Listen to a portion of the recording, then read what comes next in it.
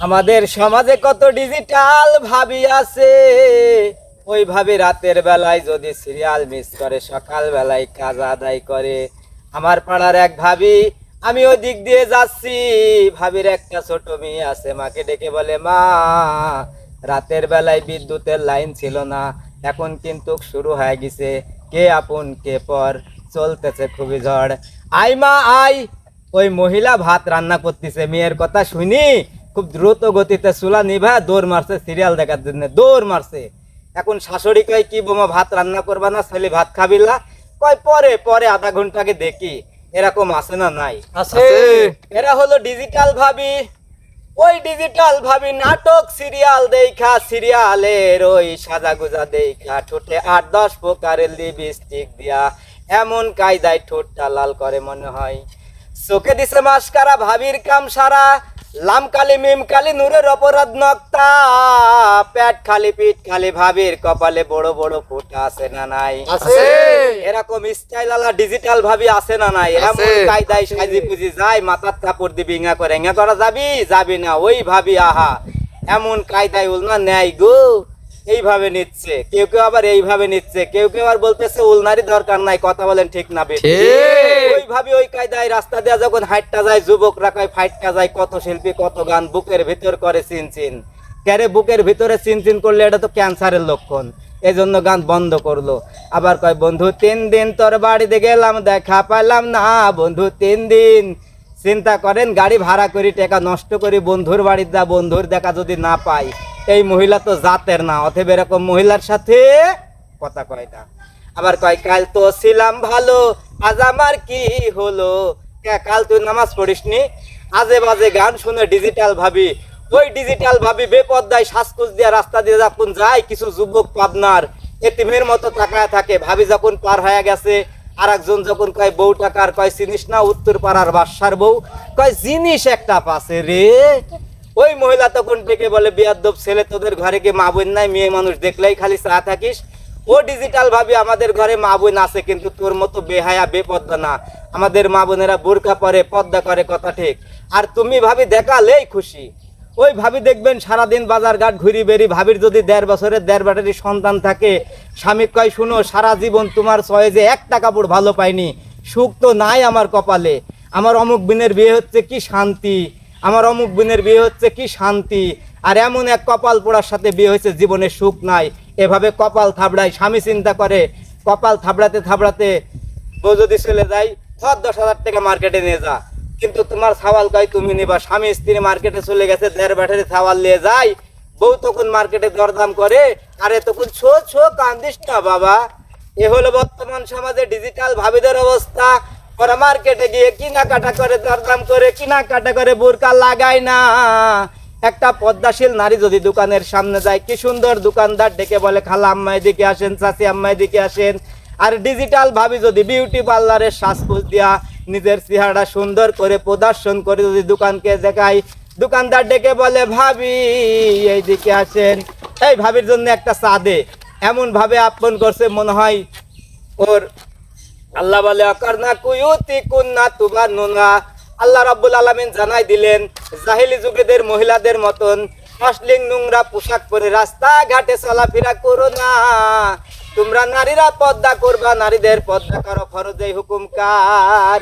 আল্লাহ। আমাদের দেশের মা বোনেরা পর্দা করা বাদ দিয়া সারাদিন স্টার জলসা জি বাংলা নিয়ে বসে থাকে, আর এগুলো দেখে দেখে ছন্দ দিয়া গান বানায়।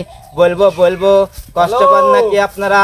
আরে বাবা, এমন পাওয়ারফুল মহিলা আছে, দাউদ সে মহিলা, নন্দিনী যে পোশাক পরে বাড়াইছে টিভিতে, ক্লিক করে একটা সেলফি তুলে স্বামীর মেসেজ দ্বারা পাঠায় দেয়া, কয় এই মুহূর্তে একটা মেসেজ দ্বারা ছবি গেল, এই জামা নালি আসলে তোর কিন্তু বাড়ির ঢুকা নাই।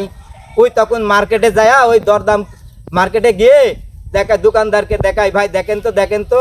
বলে, ভাই এটা কুটি পেলেন? বলে, ভাই নন্দিনী বলে আজকে এই পোশাক পরে বাড়াইছে টিভিতে, আমার বউ তো আমার নিয়ে যাওয়ার কইছে, আমি যদি না নিয়ে যাই আমার বউ যে কি? বলে, কি হয়েছে ভাই? বলে, বুঝিচ্ছ না ভাই? বলে, এই কাপড়ে এমবি এখনো বাংলাদেশে আসেনি, কথা বুঝছেন, মন খারাপ করতেছেন।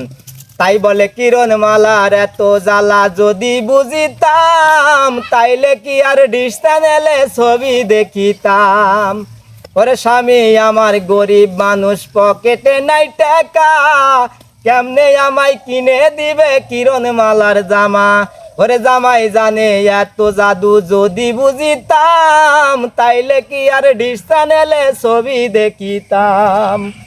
স্বামী চিন্তা করে বউ যদি এই কায়দায় বলে আমারও তো কিছু বলা দরকার। স্বামী তখন বলে সাথী তুমি রাগ করো না, খুলো তোমার রাখি, তোমার জন্য আনবো কিনে নতুন জামা পাখি। স্টার জলসা দেখা যখন হয়েছে ইমান হারাম, জানি তোমার ঘুম হবে না পাখি জামা ছাড়া। কি লাভ হবে গো বলো তোমায় দোষী করে, পাখি জামা না পাওয়াতে 7 জন গেল মরে। 17 জন দিল স্বামী তালাক, হলো অন্যের বধূ, হায় রে আমার পাখি জামাই আনতেছে। নবী আমার এই দৃশ্য দেখে জাহান্নামের ভিতরে মহিলাদেরকে শাস্তি দেওয়া হচ্ছে, আর এত জোরে চিৎকার মেরে ডেকে বলে আল্লাহ বাঁচাও, আল্লাহ বাঁচাও। ওই মহিলার চিৎকারে মনে হয় আসমান জমিন ভেঙে পড়বে। নবী আমার একবার তাকাইয়া আর তাকাইতে পারলো না। জিব্রাইলকে ডাক দিয়া বলে ভাই জিব্রাইল, কি অপরাধে এই সমস্ত নারীদেরকে জাহান্নামের ভিতরে শাস্তি দেওয়া হচ্ছে, আমি তোমার কাছে জানতে চাই। জিব্রাইল বলে হুজুর, এই সমস্ত নারী তারাই যারা দুনিয়ার বুকে মাথায় কাপড় দিত না, বেপর্দায় চলাফেরা করেছে, এই জন্য এই মহিলাদেরকে জাহান্নামের ভিতরে শাস্তি দেওয়া হচ্ছে। ও পাবনা জেলার মা বোনেরা শুনে নাও, মা ফাতেমা যেই রাত্রিতে মারা যাবে, রাতের বেলায় সুন্দর করে সেজে গুজে আছে। হযরত আলী নামাজ আদায় করার পরে ঘরের ভিতরে প্রবেশ করলো। ফাতেমাকে সুন্দর করে সাজা গুজা দেখে হযরত আলী বউকে বুকের সাথে জড়া ধরেছে। আপনারা ধরবেন কাক? বউ বউ। সব দোষ কিন্তু মহিলারও না, মাঝে মাঝে বউয়ের প্রশংসা করবেন। বউরে বউ, তোমার 2টা চোখ মনাই হরিণীর মতো, তোমার 2টা ঠোঁট গোলাপের পাপড়ির মতো, তোমার 2টা গাল কমলার মতো, তোমার মতো বউ পাওয়াতে আমি খুশি। তোমার হাতের রান্না আহারে তহমে না, আমি ভুলতে পারি না। এইভাবে যদি বউয়ের হাতের রান্নার প্রশংসা করেন, বলেন তো বউ খুশি হবে না বেজার হবে? খুশি হবে। কিন্তু এই বাটপার জীবনেও বউর প্রশংসা করে না, সিহারারও প্রশংসা করে না। ওই আরো কয় তোক দেখলে আমার গাও জ্বলে, কাক দেখলে গাও জ্বলে, তোক দেখলে গাও জ্বলে। বউয়ের চেহারার দিকে তাকায়া বলে না কোনোদিন তোর চোখটা খুব সুন্দর, কয় তোর চোখ তো গরুর চোখ। আছে না নাই বাটপার? আর শালির চোখের দিকে তাকাইলে শালি রে, তোর চোখের দিকে তাকাইলে আমি বেহুশ হই, তুই যে লুচ্চা। বাজান রে, আমার অনেক কথা বলার ছিল, কিন্তু উঠতে অনেক দেরি হয়ে গেছে।